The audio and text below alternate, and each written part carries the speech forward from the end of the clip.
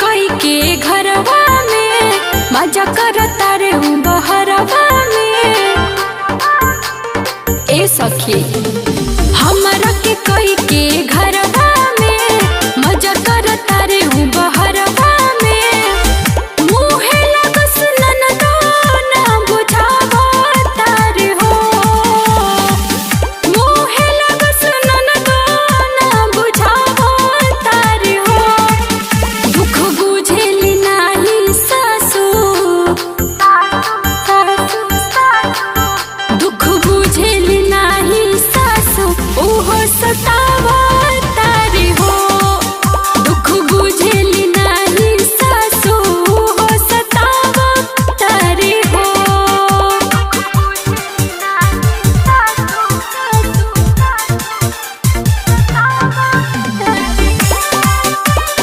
अटूट music recording studio Birgunj Nepal.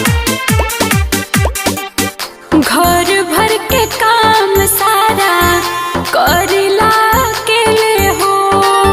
तब हूँ गोतीन खेला हमारे पखेले हो। कैसे बताई सारा बतिया हो। सोची सोची डहकेला छतिया हो। हाँ कितनो करी काम बाकी घर में न नाम बा। सोइया के हमरा ना बुलावा तारे हो। दुख बुझेली नाही सासू,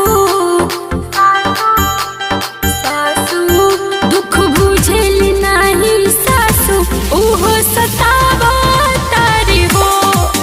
दुख बुझेली नाही सासू ओहो सतावा तारे हो।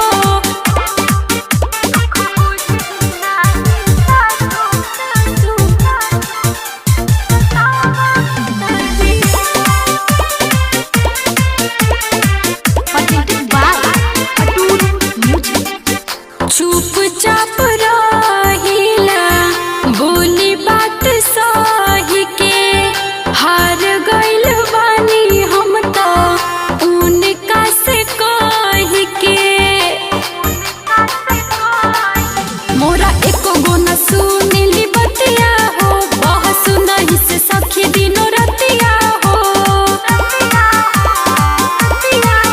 हाँ बतिया के मोरा नाही तनिको गुनेली।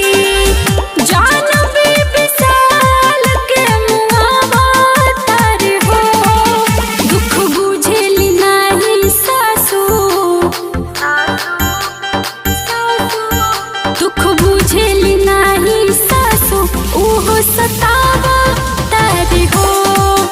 दुख बुझेली नाही सासू ओहो सतावा तारे हो। Atoot music recording studio Birgunj Nepal.